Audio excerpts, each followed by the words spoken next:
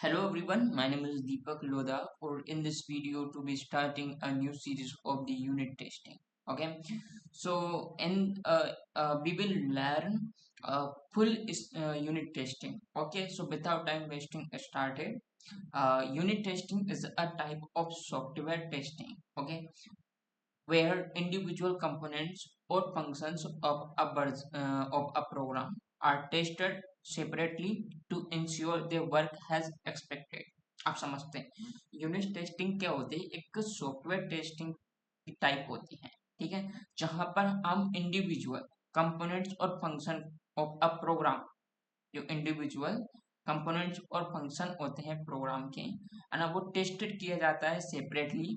और हम उन टेस्टेड करने के बाद में जो आउटपुट आता है उनको इंश्योर करते हैं वर्क हैज एक्सपेक्टेड, कि यह हमारा जो लॉजिक होता है वो अ, हमारे एक्सपेक्टेड के अकॉर्डिंग आ रहा है या नहीं आ रहा है ना, ठीक है। सिंपल डेफिनेशन कहे तो ये एक चेक्स करते हैं one piece of code in isolation, ठीक है।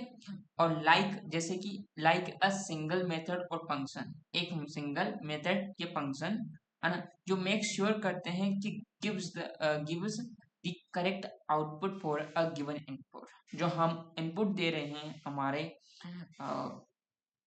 फंक्शन को, तो वो फंक्शन हमें एक सही आउटपुट दे रहा है या नहीं, तो इसको इंश्योर करने का काम करते हैं, ठीक है।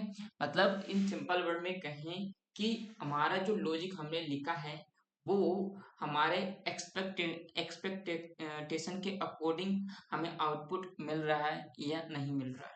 तो ये चेक करने के लिए हम यूनिट टेस्टिंग का यूज करते हैं। अब यूनिट टेस्टिंग क्यों इम्पोर्टेंट है वो जरूर देखते हैं। क्योंकि इम्पोर्टेंट इसलिए है कि इसकी हेल्प से हम कैच कर सकते हैं बग्स अर्ली। यूनिट टेस्टिंग की हेल्प से हम बग्स को कैच कर सकते हैं, ठीक है। और जिसके बाद में हम मेक फ्यूचर चेंजेस सेफर कर सकते हैं और इम्प्रूव कर सकते हैं कोड की क्वालिटी को। इसलिए हम यूनिट टेस्टिंग इम्पोर्टेंट होती है, ठीक है। अब जैसे कि एग्जांपल मेरा जो कैलकुलेटर एक मैंने ये कोड लिखा, एक फंक्शन लिखा, ठीक है। अब मैंने उसमें लिखा है एक ऐड नाम का मेथड, ठीक है। ऐड नाम का मेथड जिसमें क्या है कि मेरे को दो इनपुट लेना है और a प्लस बी करना है।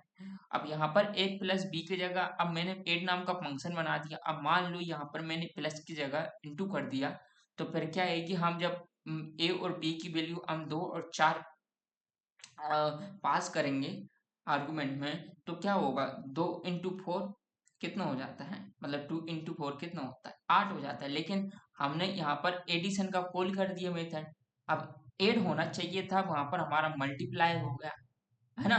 तो हमारा जो लॉजिक एड फंक्शन है वो सिर्फ एड के लिए ही यूज कर रहा है या नहीं कर रहा है, हमारे जो वेरिएबल्स को या हमारा जो हम पास कर रहे हैं वो हमें सब एडिशन करके ही दे रहा है ना, सब्ट्रैक्शन तो नहीं हो रहा है ना हमारा डेटा का, ठीक है।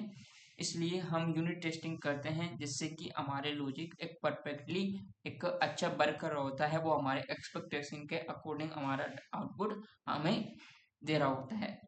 इसलिए हमारी यूनिट टेस्टिंग इम्पोर्टेंट होती है, ठीक है। अब चलते हैं यूनिट टेस्टिंग को यूजिंग करने से पहले। अब यूनिट टेस्टिंग कैसे करते हैं हम, देखो एक क्लास क्रिएट करते हैं कैलकुलेटर टेस्ट नाम से, और हम एक और मेथड क्रिएट करते हैं और यहाँ पर हम @टेस्ट का एनोटेशन लगा देते हैं, ठीक है। जिसके बाद में अब ये टेस्ट करने के लिए हम कैलकुलेटर का ऑब्जेक्ट क्रिएट कर लेते हैं और हम एसर्ट इक्वल्स कर हम यहाँ पर हम उसको टेस्ट कर लेते हैं, ठीक है। आगे चल के हम समझेंगे, अभी आपको ये कोड थोड़ा सा अजीब एक गरीब लगेगा, ठीक है। सो अब जिसके बाद में हम यूनिट टेस्टिंग को परफॉर्म कैसे कर सकते हैं, हम यूनिट टेस्टिंग को कैसे परफॉर्म कर सकते हैं। We can perform unit testing using JUnit framework. Yes, JUnit framework is a most popular framework for unit testing, ठीक है। अब कौन कौन सी हम JUnit, अभी जो लेटेस्ट चल रहा है वो हम JUnit 4 और JUnit 5 का यूज करेंगे। वेरी पॉपुलर फ्रेमवर्क होते हैं। सबसे पहले तो हम JUnit 5 4 को देखेंगे, क्योंकि यदि आप JUnit 4 का अच्छे से कर लेते हैं तो आप JUnit 5 को आपको समझने में ज़्यादा टाइम नहीं लगेगा। असल में जो JUnit के कुछ फंक्शन थे, मतलब उनकी एनोटेशन थी, उनमें कुछ चेंजेज हुए हैं और JUnit में भी उसमें 5 में वो चेंजेस आए हैं। ठीक है, अब उस चेंजेस को कैसे आप उनको, मतलब आपको JUnit 4 आएगी तो आप JUnit 5 को इजीली समझ सकते हैं। तो इसलिए हम सबसे पहले JUnit 4 सीखेंगे, जिसके बाद में हम JUnit 5 सीखेंगे। ठीक है, उसमें ज़्यादा कुछ सीखना नहीं है, बस थोड़ा सा देखेंगे कि JUnit 4 में कैसे लॉजिक लिखा जाता था, अब JUnit 5 में कैसे हम लॉजिक को कैसे टेस्ट किया जाता करते हैं। ठीक है, JUnit 4 में यूनिट कैसे लॉजिक को टेस्ट करते हैं, तो JUnit 5 में कैसे लॉजिक को टेस्ट करते हैं। वैसे काफी ज़्यादा कुछ अंतर नहीं है, सेम ही काम है, बट थोड़ा सा इसमें क्या है कि वर्जन अलग अलग है ना। और वो भी देखेंगे, जो भी चेंजेस भी है थोड़े बहुत वो भी। ठीक है, अब अब व्हाट इज द मोकिटो। अब मोकिटो क्या होता है, हमने मोकिटो एक मॉकिंग फ्रेमवर्क होता है। मॉकिंग फ्रेमवर्क का मतलब होता है कि ये एक फेक वर्जन होता है जो हमारे क्लासेस और इंटरफेस की इम्प्लीमेंटेशन को, मतलब एक फेक इम्प्लीमेंटेशन बना रहा होता है, जो हमारे एक टेस्टिंग में हेल्प कर रहा होता है, एक फेक ऑब्जेक्ट बनाकर। ठीक है, आगे समझेंगे इसको और भी अच्छे से। अभी आपको थोड़ा सा एक आप तो ये याद रखिए कि मोकिटो होता है एक मॉकिंग फ्रेमवर्क होता है, इसे मॉक ऑब्जेक्ट के लिए यूज करते हैं। ठीक है, अब यही हमारे इंटरव्यू में पूछा जाता है कि यूनिट टेस्टिंग क्या होती है और कौन सी यूनिट टेस्टिंग आपको, मतलब कौन से वर्जन आपको मोस्ट पॉपुलर करंट वर्जन जो यूज किया जाता है मोस्ट पॉपुलर, उन वर्जन के बारे में पूछेंगे। और जिसको बाद आपसे पूछेंगे कि ये यूनिट क्या होती है। यूनिट टेस्टिंग के बाद सबसे पहला क्वेश्चन होगा यूनिट टेस्टिंग क्या होती है, पर जे यूनिट क्या हम कैसे परफॉर्म कर सकते हैं इसे। तो आपको कहना है कि जे यूनिट की हेल्प से। ठीक है, और जिसके बाद में हम आप मॉक ऑब्जेक्ट के लिए, मतलब एक फेक ऑब्जेक्ट के लिए कुछ फ्रेमवर्क का यूज करेंगे, तो उसके लिए अपन मॉक फ्रेमवर्क का यूज करेंगे, मोकिटो का। ठीक है, ठीक है, तो इस प्रकार से हम यूज करते हैं।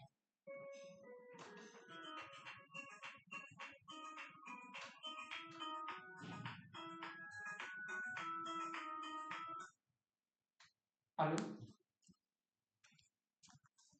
हेलो,